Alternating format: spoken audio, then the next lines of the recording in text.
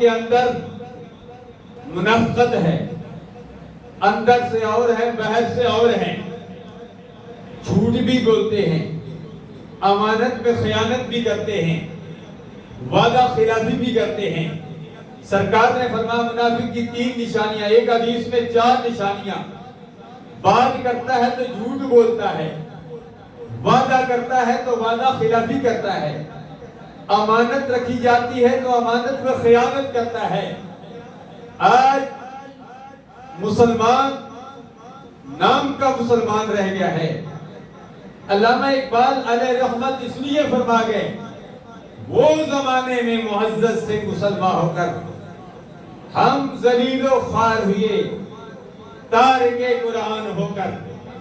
آج ہم نے قرآن اور صاحب قرآن کی تعلیمات کو فراموش کر دیا ہے، اس لیے مسلمان